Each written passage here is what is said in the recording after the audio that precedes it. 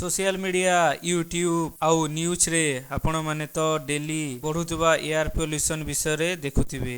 आउ air pollution रे आम देश नंबर 1 रे पहुंची सारलानी। भारतर सबुठारु पोल्यूटेड सिटी हेउची दिल्ली, जहार AQI सब बेले 500 प्लस अछि।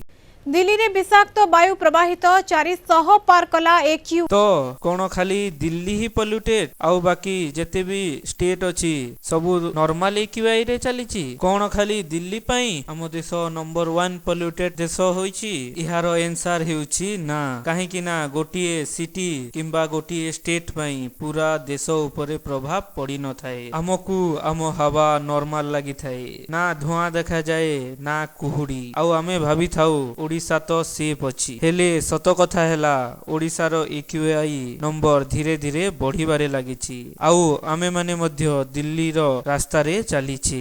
जदि आमे एयर पोल्यूशन को कंट्रोल न करिबा तो ताहाले किछि वर्ष परे हमर भी दिल्ली भलिया अवस्था हेई पारे। तो आजिर एही वीडियो रे आमे कथा हेबा बढ़ुतबा ओडिशार एयर पोल्यूशन विषय। आउ आमे केमिति हम AQI को कंट्रोल करि परिबा आउ हम ओडिशा को सेफ रखि परिबा। प्रथमे आमे जानिबा AQI माने कोन। AQI माने हेउची एयर क्वालिटी इंडेक्स।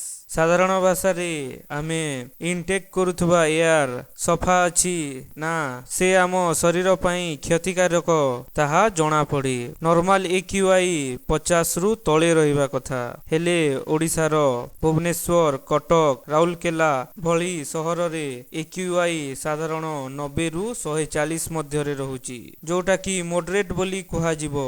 आउ दिल्ली तुलना रे एहा बहुत कम मध्य। तो लोक कहंती तो ओडिशा तो सेफ अछि बोली, हेले ओडिशा सेफ नाही। दिल्ली किछि वर्ष पूर्वे जो रास्ता रे जाउथला ओडिशा मध्य आजि सेही रास्ता रे चलीछि। ओडिशा रे दिनकु दिन बढ़ुतबा AQI रो मेन कारण गुडिक हेउछि power plant, mining, heavy industry, बढ़ुतबा कंस्ट्रक्शन आउ बढ़ुतबा ट्रैफिक। तालचेर अनुगुल बेल्ट मात्र भारतर सबुठारु बड़ इंडस्ट्रियल पोल्यूशन जोन मध्यरु गोटिए। कोइला जळुछि, धुआं बाहारुछि आउ सेही एयर आमे समस्ते श्वास रे नेउछि। AQI आम शरीर उपरे डेंजरियस इंपैक्ट पकौ। एहा स्लो पॉइजन हिसाब रे काम करूछि आउ धीरे धीरे आम शरीर को खोखला करि देउछि। AQI बढ़िबा द्वारा अस्थमा, हार्ट प्रॉब्लम, कम बयसरु स्किन एलर्जी आउ श्वास परिका रोग हेबार देखा जाउछि। आउ सबुठारु डेंजरियस कथा हैला